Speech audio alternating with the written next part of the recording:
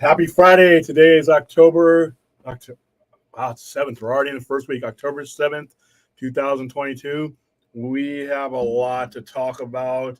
You saw it on the thumbnail. We're going to take a really quick tour of what happened during the week on a couple of different levels.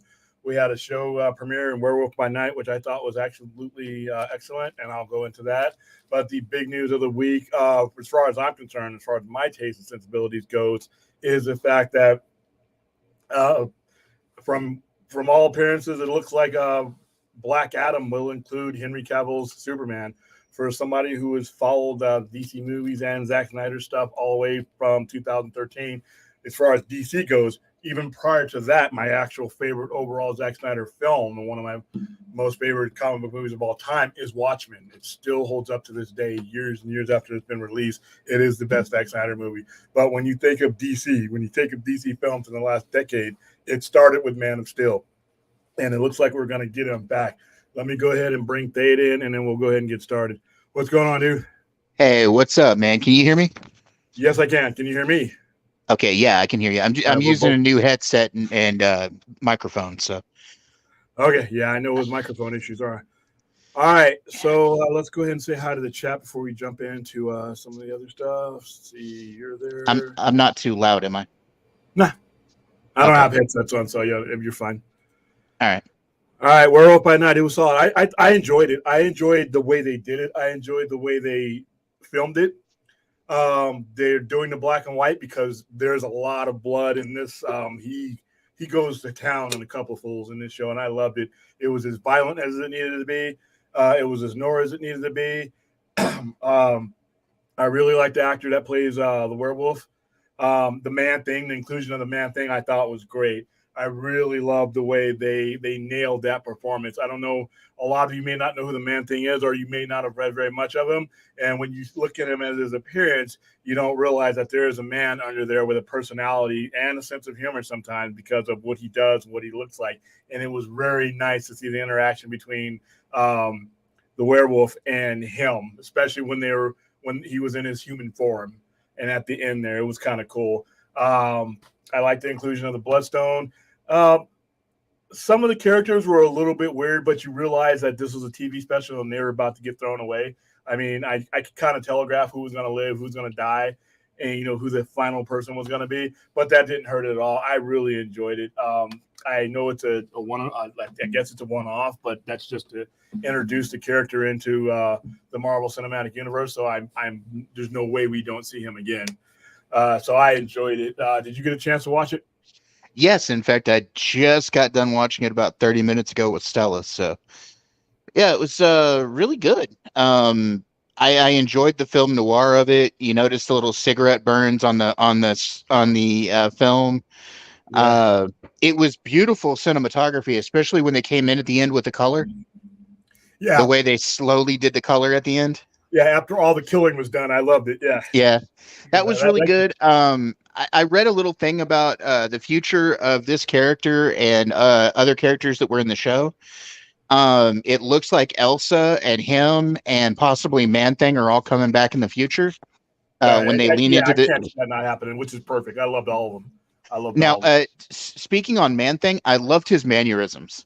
Especially there at the end when he's with Jack and they're having coffee out there in the woods. I love the fact that he even made him coffee. He had this big old thing, had this little coffee cup for him. Yeah, he's like coffee. Like he wakes up, he's like coffee. And he knew enough to grab when he was finding out where he was, when he picks up his jacket and takes it with him. It's like he's gonna need his jacket when he wakes up. I thought that was hilarious, man.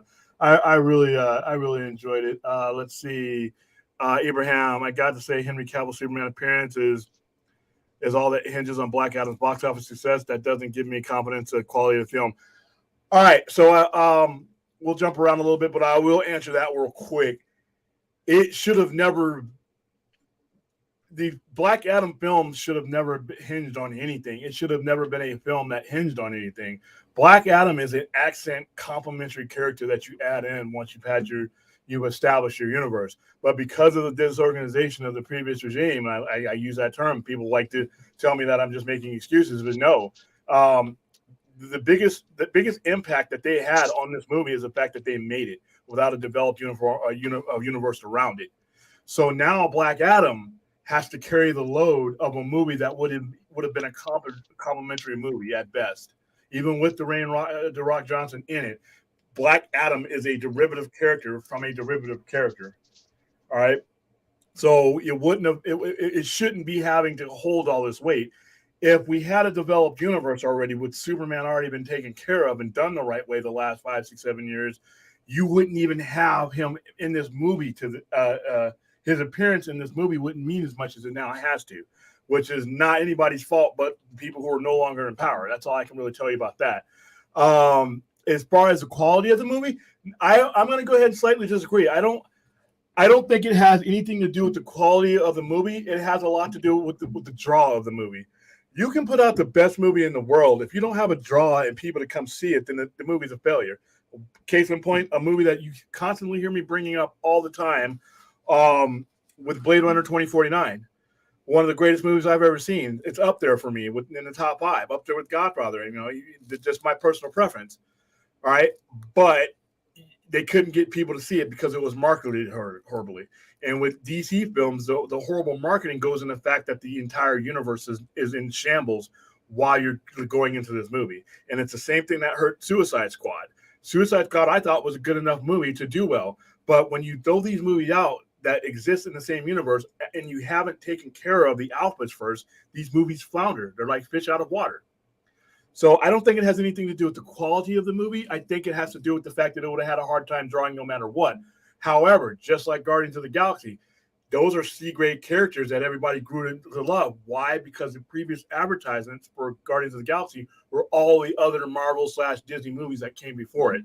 If that movie had been released on its own and had to carry the load of the Marvel universe, we'd be having some problems. But it didn't. By the time you even knew what Guardians of the Galaxy was, you had Iron Man, Avengers, Thor, you had all these movies, and that basically gave it a soft landing. Whether you like Guardians of the Galaxy or not, that movie had propulsion before it was even made because of the universe it existed in. Black Adam is the exact opposite. So it doesn't mean the movie, just the fact that the box office performance hinges on Cavil's performance doesn't mean it's a bad movie. It just means that the people who greenlit Black Adam to begin with didn't take care of the environment around him in order to make it, a surefire hit that it could have been without, Henry Cavill. So let's see. That's just my opinion. All right, how you doing? That's basically my opinion of it too. I mean, they really did not take care of their properties very well.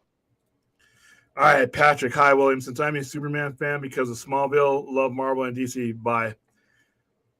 You know how I feel about Smallville. But hey, if you liked it, great, good on you. Because I hated that show simply because they basically did whatever the hell they wanted to. They bought in whoever the hell they wanted to. It didn't matter if Superboy had never met these people until years of being Superman. They all found their way to Smallville. But you know what? There are a lot of people who love that damn show, man. I am one of them. I'm one of them. Minority. I just never caught on with it. But you not love that show. I love that show. It was a good show. I cannot believe that it got as many years as it got, though. I mean, any show like that, any superhero 10 show, years. Yeah, that's unheard of for a TV show. You know what? Screw you, Brodan. Let's see. Love Supernatural. Supernatural. That's another one. Supernatural that's a long-lasting show. 15 years. Longest running sci-fi horror show in America. Yep. Rational Skeptic William. Now the Cavils staying. Will Jesse Eisenberg less? I'm going to guess yes, but I have no information. That's just my opinion. That would work the best. But, I actually liked him. I didn't think he was put in the best situation because both the movies that he was in were butchered. But I think that I liked him as Lex. For like Alexander Luthor Jr., yeah, it was great. But as classic Lex Luthor, I did not prefer Eisenberg. But see, yeah, and I don't think he was ever supposed to be classic. I think that was you were seeing the creation of the modern day Lex Luthor. Down the line, had he not evolved, I would agree with you. Yes, please hit the smash and like button. Hit it for Enosh. Okay, let's see. Protest X. I knew Zaslav was going to throw in Cavill. He's banking on the Trinity, and he should be. to finally somebody's doing something smart instead of wasting a lot of money rebooting, restarting, and pretty much pulling the rug out from everybody and telling them, hey, let's start over again when you really never nailed it the first time. He's using a bankable star. He's using a MILF magnet. He's using someone who is popular as Superman. And he's he's aligning everything up. I mean, even if he has a 10-year plan, do you want to spend all 10 of it trying to build and gain the trust of people, or do you want to transition? Even if we do end up at the end of 10 years with an entirely new DC universe, you have to get there credibly. And I think adding Cavil back is the best way. And to me, it's the beginning part. You're putting an actor right now who is a very sought after. Don't listen to anybody's bullshit that tells you that Henry Cavill is not a sought after actor. That's just nonsense. People are saying that are just trying to downgrade his importance in Hollywood right now. But Henry Cavill, every time some British role comes up, Henry Cavill's name is the first name off the lips. You know, whether it be Highlander, whether it be James Bond, he's got his own. Argyle's coming up for him. I mean, everything that has a Union Jack on it and has a strapping male as a lead, Henry Cavill's name is part of the conversation. And which is why I hope if he ends up in the Marvel Universe, in the MCU, I hope he gets to be Captain Britain. I really would love to see him as Captain Britain. Like I said, I think he'll do well. I think he'll do well. And just the Dr. Doom thing is stupid. Why would you cover up his face? Exactly. The MILFs want that face. They want him shirtless if they could get him for a whole movie. Yeah. Yes. Now, speaking on the DC situation, you know, Cavill. Yeah, I mean, I can see where it partially is hinging on Cavill being in the movie. But that being said, I don't know. I think that the movie will stand on its own because I don't think we're going to get Cavill through the whole movie. I think he's just going to be a cameo. That's all he needs to be. And that's all he needs to be. Yeah, I think the movie would have done decent. I think it will do well or better now. And like I said, once again, it has nothing to do with the quality of the movie, unfortunately. It has to do with the placement of the movie. It has to do with the fact that you're talking about a character that no one knows who the hell he is. They know Dwayne Rock Johnson, and that's where it was going to make its money solely prior to the Cavill announcement. But what the Cavill announcement does, not just for the Black Adam movie, it lets people know that this is still our Superman. All that time I invested into these movies, it's still valid. And it gives people a better outlook of the future because as one of the stories we're going to hit on in a couple of minutes here, I don't think this is the end for him. This is a clarion call saying this is still our Superman and there's more to come. Sometimes the excitement about an atmosphere does more for any one movie than the movie itself ever could. And I hate to say that because sometimes it does it for shitty movies. But I think, from what I've seen and what I've heard from some people who've seen it, it's a solid movie. All right. So now we have a solid movie with this. Remember Comic-Con? Nobody gave a rat's ass what was going on that day in Comic-Con. You had your Marvel stuff and all that, but a lot of that stuff people already knew, and they were making those announcements official. And that stuff going on the next 3 years. We'll be in our 50s by the time that shit hits the screen. All right. But what was the buzz about Comic-Con? They made more news about Cavill not showing. That was bigger news than anything else that was going on there. So he's newsworthy and he's desired. So everything started to align. It just makes sense to do this. And but yeah, let me get chappy here. Yes, Blade Runner. Science. I watched it again the other night. I watch it at least once a month. It is. I am still 5 years after seeing it, which was 1 year ago yesterday, in awe of that movie. All right, I need to actually sit and watch it again. Yeah, I am in awe of what that movie was able to pull off. The closing of the gap, to honor the first one the way it did and to augment the first Blade Runner movie the way it did. I'm glad that Warner Brothers made. I wish they would have marketed it a lot better, and we were part of the marketing campaign. But the biggest problem about Blade Runner 2049, it was a very old IP. A lot of people have seen the original movie. and not enough, in my opinion, was done to connect with the story and the appeal of the new movie to the old movie and let you know what this was about. And they didn't Yeah. do it in time. So, all right, let's see. All right, so let me make sure I said hi to everybody. Let me make sure. Jacob McKenzie. Werewolf by Night is one of my all-time favorite Marvel projects. Such a fresh, stylistically beautiful special that embraces all the crazy, exciting parts of Marvel's monster. It did. It really did. I can't even put it better than that. I think you probably did a better review than me. It was just a beautiful, beautiful presentation. And I really liked, I mean, I knew I was in for something special when the Marvel logo got ripped up and you saw the horror elements start to come in from the first couple of seconds of it. You know, you knew you were in for something different.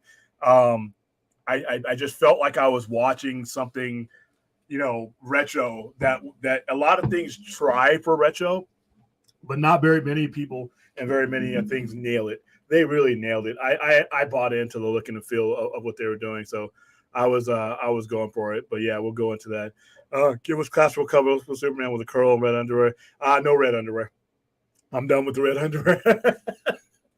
um, I think when Zack Snyder first produced him and brought him out, I think we would have gotten to the point where Superman was a classic, colorful. I don't know about the drawers, but I think he would have gotten to the end of his journey. The problem with Cavil's original run of Superman is you had people who didn't understand Superman. They didn't understand storytelling, and they didn't understand that they really needed to shut out a certain population of fans if they were going to move forward.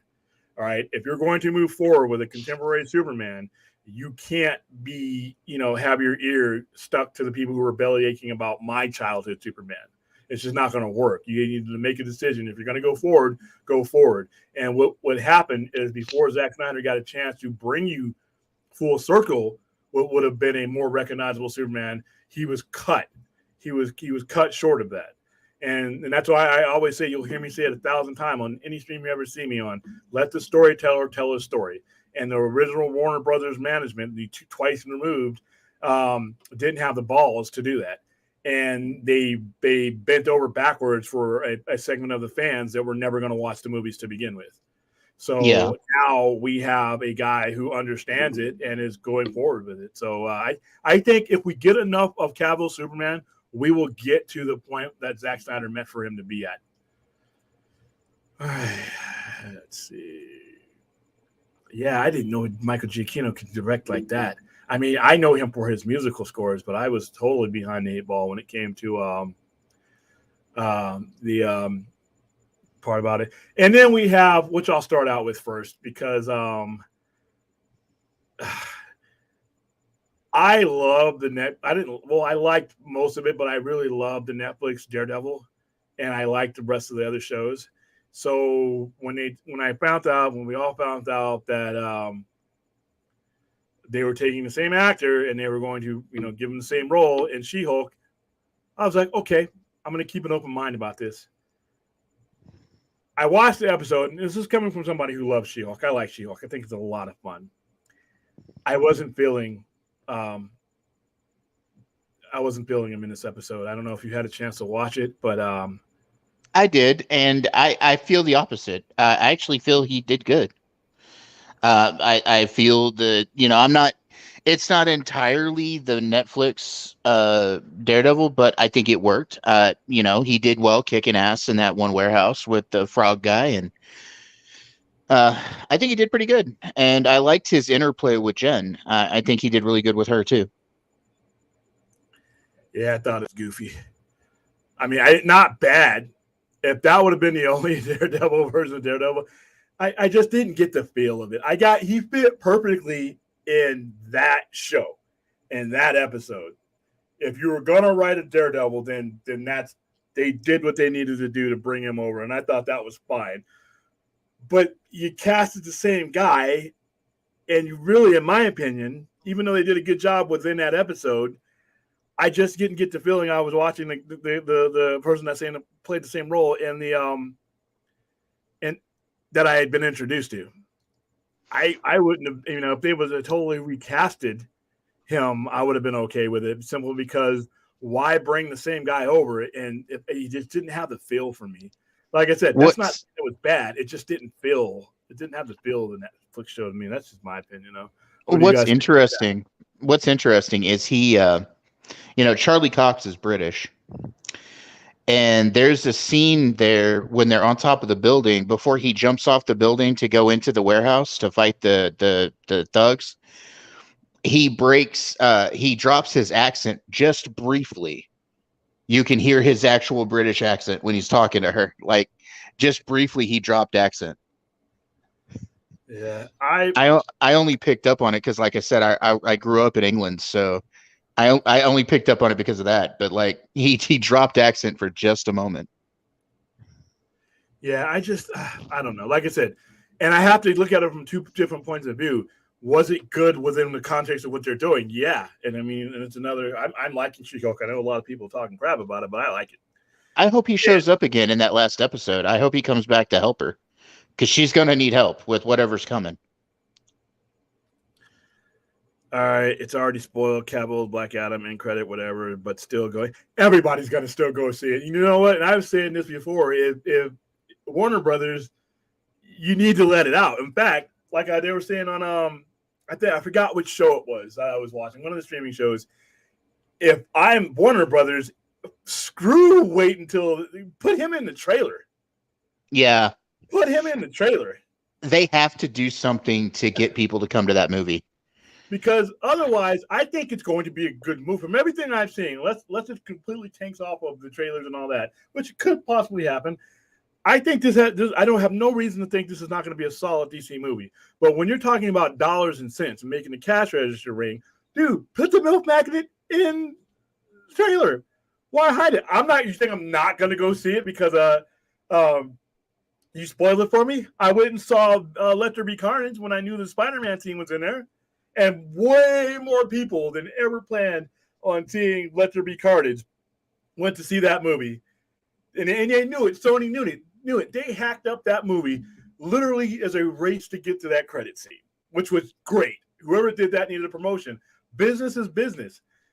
Screw hitting around. Screw worrying about spoilers. If I'm doing another last-minute TV spot, Cavil's in there on the screen with Black Adam. That ain't going to hurt the attendance one bit.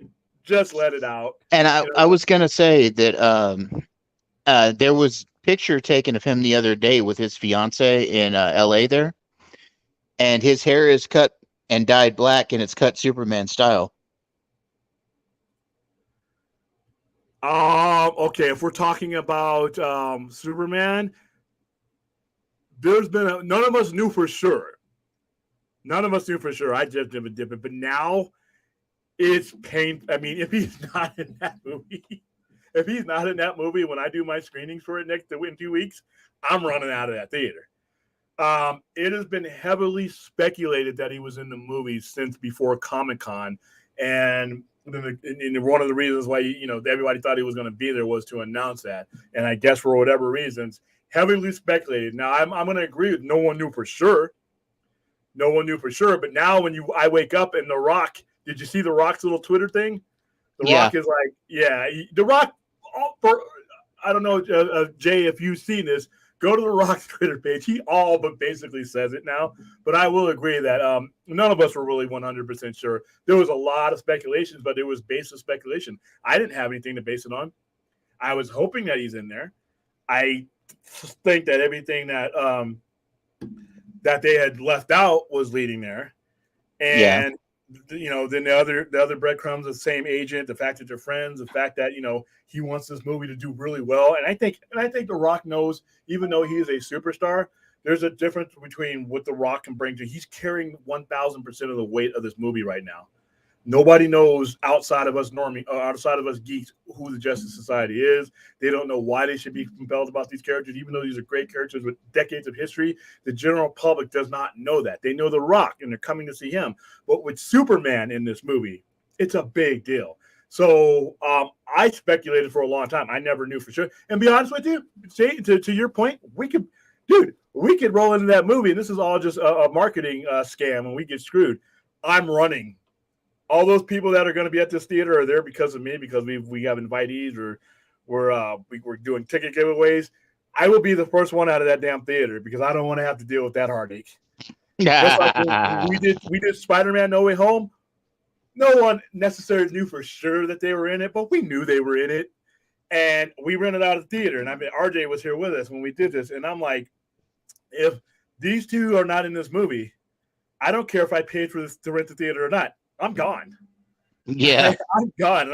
And I'm gonna and halfway through the movie, I'm gonna know whether I need to get the hell out of here because those people are gonna be, and you're not getting your money back because it was free. So, but Yeah. I think that we all had indication because of a lot of different clues, but nobody had no for sure because, like I said, no, we've been wrong about these things before. I mean, so yeah, you're right and wrong at the same time. So we need to get it trending. MILF Magnet Henry Cavill. Hey, get it, dude. Him, Momoa, The Rock, dude. Women make up for over half of the U.S. population, man. A lot of them, a lot of wives control the budget in the household, and their kids, those are brand new fans you can bring up. So yeah, get the MILFs on board, man. Oh yeah, that's why they put these guys in the movies, man. Yeah, that's why you see them while in a tank or in a wife beater, they doing putting a computer together to impregnate people. Well, I'll read this last one, and I'll go back to the Daredevil. William Cavil needs to fight Brainiac in MOS 2, and Giancarlo Esposito needs to be cast as Brainiac. No BS, made up enemies like Nuclear Man or Computer Man. Yeah, he needs to fight Brainiac, or you know what? I think what is going to end up happening next time you see him again, he'll be fighting The Rock in some capacity. But hey, whatever it is, give me a light that this is going to be my Superman for quite a while, and that I can sit down and invest time into it. And once you start with the Superman that we started with, now we start talking about getting excited for the Flash. Now we start talking about hell. Cavil being back in the fold makes a lot of the stuff that I've been calling silly for the last 2 years, like Blue Beetle, more reasonable to me because you're polarizing the atmosphere that all of this exists in. You're getting everybody excited about everything in the room, and the high tide lifts all ships. So I think it's nothing good. But let me with me, Cavill being in this movie will be one of the few things that brings me back in with faith in DC again. Because currently I'm out of the DC fandom. I'm not, impressed by anything they're doing right now or any of that. So, they've got to bring me back in. All right, Jason this is a surprise that shouldn't have been teased or spoiled. If this is true, it ruins Black Adam because no one will see it because it's JSA and Black Adam. All right, well, here's the thing, dude. The blame on that goes on whoever greenlit making Black Adam anyway, without having an undercarriage of movies that people will already be excited about. No matter what the quality of this movie is and how you feel about JSA, and I'm there with you. The fact is you can't just throw these movies out there in the middle of an ocean and expect people out of nowhere to get excited about Black Adam, a character that's not even a main character in his own universe. All right, the JSA is for decades, they are not the Justice League. Even though they preceded the Justice League, they don't have the notoriety of the Justice League. When you think of DC, the expectation is Batman, Superman, Wonder Woman, Justice League, and so on. So they made this movie without having that in place. So now they put themselves in a position to where had they done that right, there would be no Superman in here to be teased. Superman would have already had his deal. You would have already gotten your fill of Superman. Now we primed you for Black Adam, Shazam, all these other movies. But because they didn't do that, we're doing backwards marketing. So you to spoil it, if you want the movie to do well, you're right. People aren't going to go see it because it's Black Adam and JSA because they don't know who the hell those characters are. You can't blame people because they aren't aware of these characters, even if we are. So you have to put the big red S in there in order to shed light on what I think is going to be a good movie. I would rather Cavill be in there at the end and have it spoiled than have people not go see what I think is going to be a solid movie.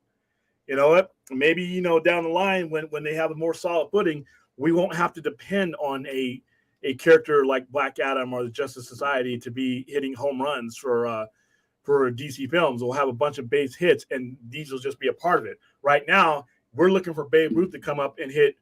We're down 4 runs, and we want Babe Ruth, Mickey Mantle, and everybody else to come up and hit home runs until we get the game tied and win it. That's just not how you build a business, and that's what they've done. Black Adam, Blue Beetle, Black Adam, some in Suicide Squad.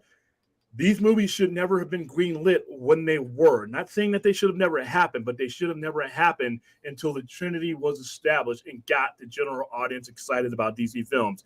Once you get the general audience excited about DC films, you've earned, and you make good movies, you've earned the benefit of the doubt for anything else you put in. A 50-50 movie that may or may not do well, you've gotten the benefit of the doubt of people who would have normally either not even given it a chance or been on events. If you've shown them a good Superman movie, a good Batman movie, a good Justice League movie, and you've given them that rhythm, they will give you the benefit of a doubt for things like Black Adam, what may be a marginally B or C character. So I think the way they're doing it now is the way it should have been done.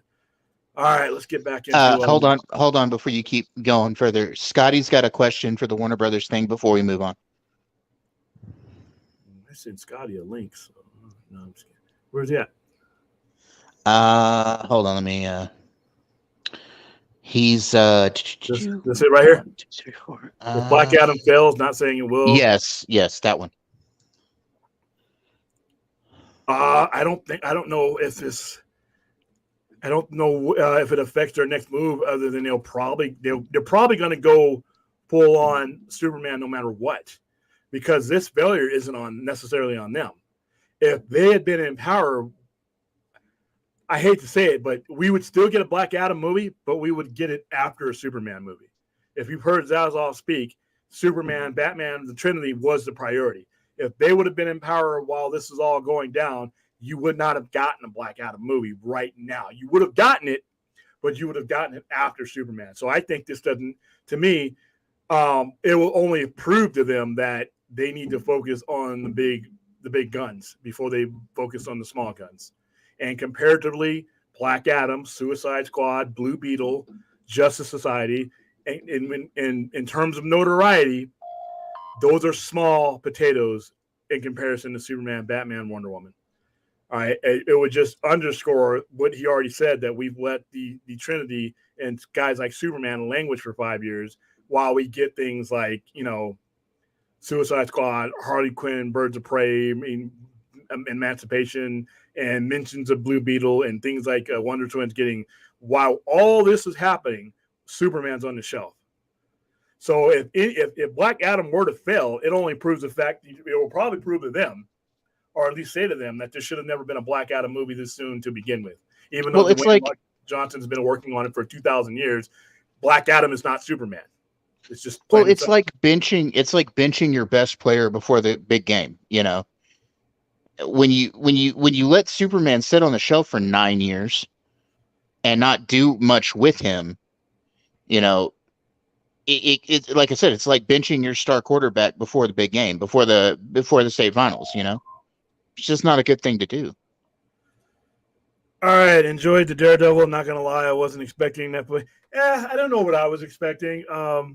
I am expecting that version in the future. To me, then why cast Charlie Cox? I mean, is that just out of it's not like we're talking. I know that's the.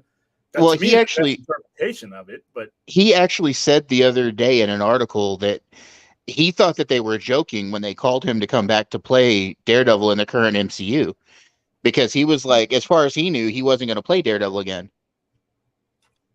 And to me, and here's the old adage, my old adage is not everything needs to be stuffed into the MCU. And that version of Daredevil I saw the other night, to me, this is my own personal opinion, that is a clear example of not everything that was somewhere else needs to be stuffed into the MCU over cluttered salad. I just didn't get the look and feel of that. I mean, like I said, if it weren't for the fact that he played him before, but why did you bring in a guy not to act like the guy that you brought him in to play? Why not just cast a new Daredevil if you were going to do that? Well, I don't think, the only difference to me, and I watched the Netflix Daredevil series, the only difference to me was he's a little less violent. But that didn't change much. Yeah, like I said, they did what they needed to do to put him alongside her. Then, of course, and the thing of that is, at the end of the last season of Daredevil, he lightened up quite a bit because he learned to accept himself for what he was. So this could be just him after his change. Yeah, like I said, I love the episode overall. I just his inclusion into it just didn't really do much for me. I don't know, but like I said, to each his own. I like Charlie Cox. I love Charlie Cox's portrayal of Daredevil. I mean, I was when I heard that he was getting casted and that they were putting him in Marvel Cinematic Universe, I brushed it off as like, well, at least I got the Netflix version. I got what I expected when I watched this episode. I mean, a MCU version of a character that if they were going to do it in the MCU, create the softer PG-13 version, and not the one that's beating the hell out of people in hallways. Because to me, the Yeah, but violence was a huge he did beat the hell out of people in the hallways, though. Like, he didn't not pull like punches. I there mean, he's were not out fight there scenes. killing folks, but He wasn't. That's the edge on the violence in the Netflix show was just a lot edgier than the violence I saw I watched it last night. So, like I said, I not horrible, and not a bad Daredevil. But like I said, given what I had seen, I'm like, I just felt myself asking the question, why did you cast this guy if you were going to take that direction with the character? But like I said, oh well, like I said, I got the Netflix Daredevil, so it's not like I never had the Daredevil that I want, that I lined up with. That Netflix stuff doesn't go away. Um, but it's just another example of, like I said, everybody thinks the MCU is this big smorgasbord that everything will fit and blend in, and it's not the case. So they design their characters for the most part to fit with their universe. So I know who knows if they'll have an issue with the future. But like I said, what did you guys think of that Daredevil? I know some of you have already got some of your opinions, but like I said, leave some comments in the box if you're watching this on the replay. And so we've covered that. Let's see, we've covered all Daredevil. We covered Werewolf by Night, which right now I'm not the biggest Rotten Tomatoes guy in the world, but if you're interested in where it's at as far as that goes, it's actually doing pretty well. Look at this. It's right about 91% tomato meter, which is 68 reviews, and which is the critics. And then the audience, look at the audience, 95%. Now 68 reviews for the critics and then 500 plus ratings for the audience. That's actually pretty good. And I'm, like I said, I haven't really participated in Rotten Tomatoes in a long time because I think that it skews what people go see. But when it comes to TV shows, I don't think it does as much damage because you can turn it on and turn it off if you already have Disney Plus. When it comes to movies, a lot of people put outsized weight on the opinion of critics when it's their money. So, but 95% for audience score is not bad. Usually that plunges, at least goes down to like 80 something. But hey, there you go. It's in line with what I thought about it. So let's see. We got some people questioning us about where Enosh is tonight. Enosh is generally not on this show. This is his network. This is the Poindexter network. But in fact, in the entire time we've been doing this show, he's only been on are there any of the shows that we've done twice. He was on the Comic-Con version. Yep. He was on. He popped in during the wrestling when we had Armando. We were talking about New Japan Wrestling. Yeah. And then the very first show. So in the 7 months we've been doing the show, Enosh has been on the show 3 times. I think a total of 40 minutes. He hosts Poindexter Lounge. He's been a lot busy lately, so he's working and teaching and all that stuff. So he hasn't been on as much as he wants to be on. But yeah, we've tried to hold a pretty decent, solid schedule so far. In the last couple of weeks, we've done our Friday show, we've done our overnight show.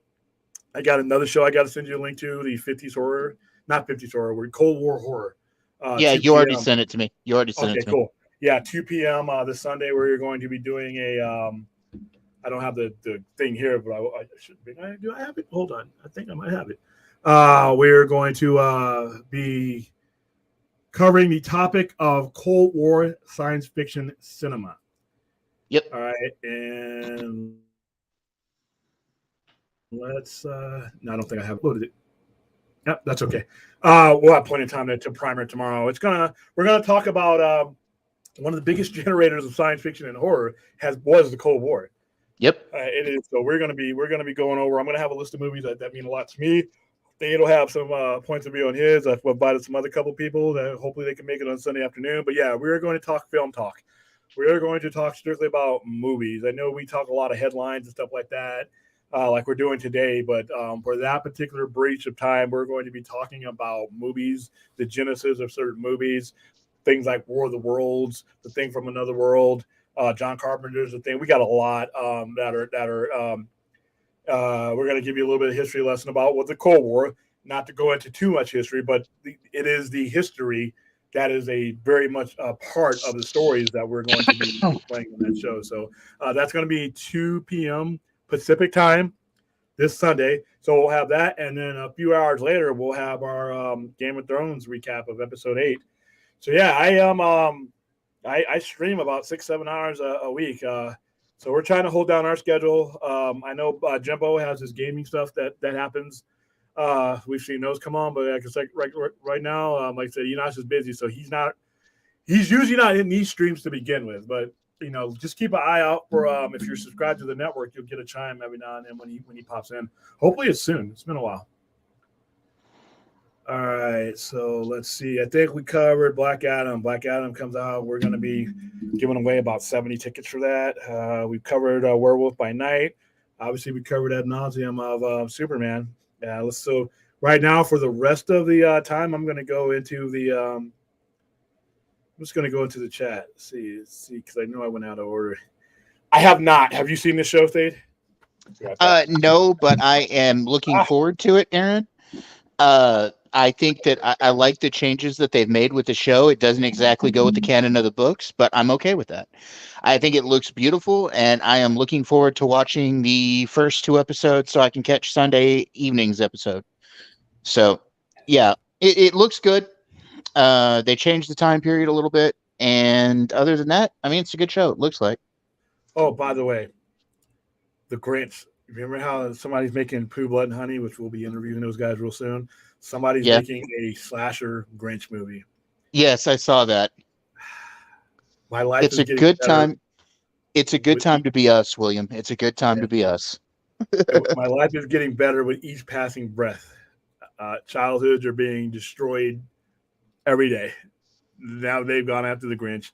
So we'll be tracking that as it comes about. There's probably going to be a couple of lawsuits that they'll have to win, but you know what? Hey, they'll do it. Well, it looks like it's already underway. They've already got some filming done on it. Yeah, I think they needed that to raise the hype. But yeah, they're talking about Black Adam. Let's see. Chappie, what do you guys think of Ezra Miller's doing some reshoots for The Flash, which proves that Ezra Miller is still The Flash, despite saying that he will be fired after the movie comes out? Well, he still can be fired. I mean, this is just his obligations to this movie because he's contracted to do these reshoots if they're needed. Personally, I know some heavyweight people have said, he's definitely gone after this, definitely gone after that. Obviously, judging from the whole Cavil situation, we ain't very good at telling the future. So if he keeps his nose clean, I said this over and over again, we are a society that cares about what's in front of us. The Flash is 8-9 months away. We're already think of all the heavy news storylines that have come across our eyes in the last month or so, and how many of them we've forgotten about. All right, how many of them we've moved on past. The general public doesn't care about that now. People on YouTube and Twitter, they care about it, but the general public doesn't care, and they're going to care even less if bodies don't start showing up. Like I said, if he goes full Richard Ramirez, you're going to have a problem.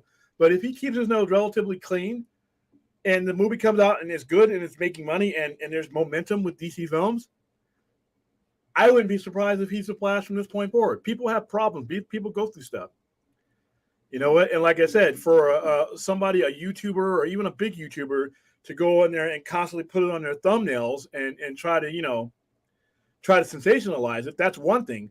But like I said, and I do these screenings all the time, and the very first question I ask these guys is about their internet presence, about YouTube, about Twitter, and the majority of the people are casually on it, but not on it to the point where they're going to care about some of the things that YouTubers think people care about, and time heals all. So I wouldn't be surprised if Ezra's the Flash going forward, to be honest with you. Here's my opinion of it. You know, RDJ went through the same shit. And, you know, he had to go to rehab. He went to prison. You know, but we got, you know, after he got through his stuff and after he got through the trouble that he was in, we got the best Iron Man performance ever out of him. People can change as long as they're given the chance to change. I think if we keep judging up this poor guy's past or what has and hasn't happened or continue to dog his every step, you're just going to create a self-fulfilling prophecy. And another thing, though, is I think that we need to us people on these small little screens across America and across the internet need to understand that even if people know about it, their connection to the average person is what that person means to them at that given time. And whether it's an athlete, whether it's a superstar, whether it's a wrestler, their connection is to that character on the screen at the time that they're sitting you. They don't give a rat's ass what's going on in that person's personal life. Like I said, I brought up Deshaun Watson. Deshaun Watson had to settle 21 rape cases. All right, 21 civil rape cases, and one of them still open. That did not stop the Cleveland Browns from giving him $250 million. That is not going to stop the dog pound from going out in that ice cold snow cheering for them if he can get that ball into the end zone and he can help them contend for a playoff spot and or a Super Bowl championship, right? People, the audience, you can't tell the audience that they have to care beyond what they care about. If they don't care about Ezra Miller beyond him putting on that red suit and the lightning bolt on it, you can't tell the audience to care about that. And most audience members generally just don't care that deep. Besides, most adult Americans only see these movies as kids' movies. If little Timmy wants to go see The Flash, they're going to go see The Flash. Mostly to quiet their kids. and the adults are like, oh, you got something going on in your personal life? Did you kill anybody? Did you rape anybody? And even to that extent, there are people who are beating on women that can get their record contracts, that get their contracts.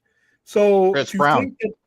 To think the general audience, whether you want them to or not, cares about these stars beyond what they see in front of them is naive, I think. So Matthew Broderick, for example, Matthew Broderick, he killed a guy, didn't he? He killed 2 women in a vehicle accident that was his fault, negligent automobile homicide, and he had Jennifer Grey in the car with him. And he still gets work. Yeah, hell, he's got Tony Awards. Movies. So, he's gotten Tony Awards. Yeah, and he's still acting. I mean, the producers and all that chappy. And why do you guys think that the old regime of Warner Brothers, Walter Amada, and Toby Emmerich didn't even want to use Henry Cavill Superman instead of just a headless Superman? Part of that was, I think, contractual. I think Henry Cavill wanted something connected to it, whatever his next appearance was. He wanted to have a guaranteed role, and as far as being Superman goes, and I think something about it using up his appearance, and it's like being a lame duck. I mean, if you're going to be Superman, you want to have that locked up, and there was probably negotiations, and then it goes even further to those 2 particular individuals not having done anything with Superman prior. The contract negotiations would have already been done had you been properly using the character for the last 5 years. We wouldn't be, everybody would want him back if we were 2 or 3 Superman movies into this. But because he sat on the shelf for 5 years, I mean, that was a problem. We wouldn't be, The Rock wouldn't have had to muscle in and get his friend a contract if they had properly been featuring Superman, because those contracts would have written themselves. So one part of it is the fact that there's contract negotiations going on at the time. The headless one goes, and he, in order to use his face, he would have had to been signed for an extension, and he didn't want to do it at that time. And the fact that the misuse of Superman got it to the point where no one knew where the character was going at that time. So that is that's a problem. But like I said, we don't have that problem anymore, in my belief. Crush the Sci-Fi Center Live is Williams' show. Yeah, I mean, this is that's in regard to Enosh. Enosh is he gave me these spots and the ability to do shows the way I felt like doing them. So His show is distinctly different from ours. It's just a different format, different layout, a different temperament, that he addresses because we're different people, which is fine. But like I said, he this is a network. He's more than welcome to pop in anytime he wants to, but he is busy. He's got stuff going on, family stuff, all that kind of stuff. So he's just living life right now. So let's see. I want to answer Scotty really quick. Yes, Scotty, I intend on watching the new Hellraiser with Stella after we get done with this show. So I'm looking forward to it. It looks good. I have not seen it yet, but it's on my list, but I'm behind. So here we go. All right. I was wondering what's your opening weekend prediction for Black Adam? Ooh, I don't know. It depends. I mean, if everything I hear is true, I'm thinking 75 million, which would be fine. Or more. Aaron brings up another actor that had problems. Rob Lowe had an underage girl in a sex tape, and he's still doing stuff. Yeah. And he hasn't aged. So yeah, well, it's because he's a vampire. Yeah, going back to the theater for the first time for me since Army of the Dead. So yeah, this is Charles. Oh yeah, Charles Dutton killed a man in a knife fight, went to jail, and then went to Yale and became a major star. Yep. So yeah, I mean, and then like I said, and people don't. Ooh yeah, I wish I could have screened that. What Terrifier? Yeah, Terrifier 2 is freaking amazing. Yeah, if R. Kelly would have actually stopped doing it, R. Kelly might have been gotten away with it. But R. Kelly was like continued to to be a predator, and there you go. So I mean, that guy didn't. Well, it's like Kevin Spacey. I mean, Kevin Spacey did the same thing. Yeah, it's just a matter of how the audience perceives these things. So let me bring up this Cavil article again so we can read that, and then we'll wrap it up because we're going to be streaming a lot over the weekend, more so than our usual. So I'm going to save my voice and my our sanity. Yeah. Plus, I like to readdress these subjects on the overnight show because we just have it's just a better feel. We just have so much more time. I'm more relaxed. Right, literally, I still have 4 more hours of business to go, so I'm not as relaxed as I want to be. All right, let's get to the show screen, and so here we go. And I picked the direct because the direct is somewhat credible. So, yeah. All right. Let's see. Can you hear me still? Yeah. All right. Cool. All right. Henry Cavill Superman sequel reportedly now in development. Henry Cavill and his fans have been advocating for his return as DC Superman for a long time, but it isn't until now that it seems like the Man of Steel may finally actually grab the cape from his closet and don red, white, and blue tights once again in a sequel to the Superman film. Supes was last seen in 2021's Zack Snyder's Justice League, which left a better taste than the 2017 version when Joss Whedon had to digitally burn Cavill's mustache off. Outside of his Justice League movies, Cavill Superman has only appeared in one film other than his own, Batman vs. Superman, Dawn of Justice.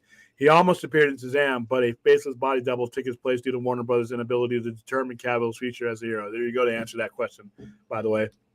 Many rumors have suggested that Dwayne "The Rock" Johnson has heard the cry from fans that want Cavill in DCU, consistently teasing that Superman will appear in this upcoming Black Adam movie, similar to how two heroes met at the end of DC's League of Super Pets. As a new movie, The Flash, rumored to be a giant reset for the DC movies, I don't think that's going to happen now, creating a new cinematic plan that doesn't have to worry about a bunch of botched blockbuster attempts in the early days of DCEU. Some fans are worried that will mark the end of the line for Cavill Superman, hopes since they can create a new Superman by following that critical movie. Now, an industry insider is doubling down on this notion, claiming that Cavill's back in a big way and the fan favorite Kryptonian from Kansas. Let's see. How a man still to see. Further, a former Birth Movies Death editor and okay, this is just about the negotiations. So yeah, this is from the direct. The direct is somewhat legitimate. Yeah, somewhat legitimate. So there you go. I mean, like I said, I know people who have gone that are gone to see things, and like it's out there now, and the places that the rumors are coming from and the confirmations are coming from are not just some knuckleheads. They're from people that have actually been given screeners and stuff. So take that as you will. At this point, if he's not in the movie, you better put him in.